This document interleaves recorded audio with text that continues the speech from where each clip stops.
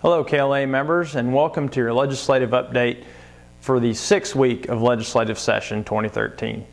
The week started busy but was cut short by inclement weather. It began with the Young Stockmen's Academy coming into the office and getting a briefing from KLA governmental staff on how things work at the Capitol, as well as a trip down to the Capitol to sit in for a Ag Committee hearing. In addition, on Tuesday, we held the annual KLA Legislative Meeting, where membership heard bill summaries and approved action specifically on 2 bills. During the legislative meeting, the board, at the request of the membership meeting, approved to support SB 191, which would repeal the Kansas corporate farming laws.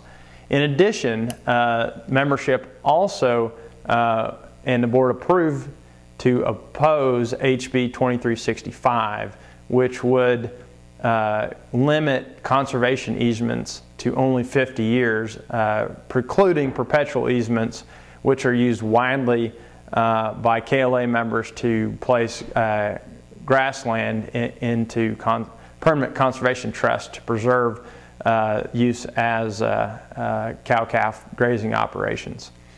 In addition, the committees took action on a few bills important to KLA membership.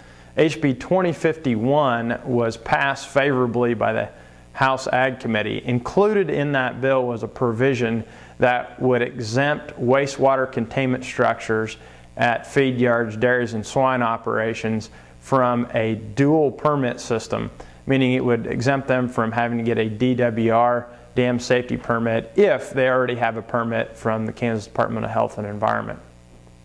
In addition, the House Ag Committee also approved HB 2207, which is a bill to change how separation distances are determined. The bill does not change the distance itself, but rather sets the time for determining the distance between a confined feeding facility and a habitable structure to the time of registration rather than the time of a completed permit. This should help operations as they seek to expand or construct new facilities across the state.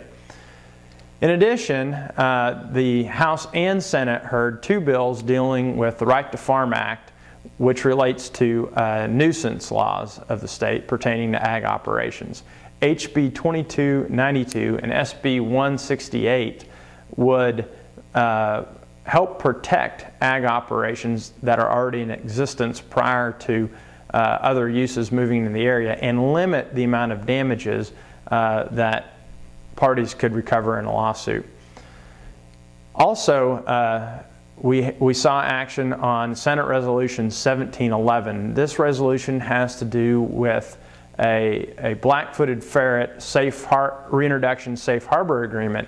The Senate committee passed that bill opposing the safe harbor agreement, which would allow Fish and Wildlife Service to contract with private landowners to release these endangered species in the state of Kansas and 11 other western states. That resolution made it out of the Senate Natural Resources Committee favorably and was passed this week by the Senate.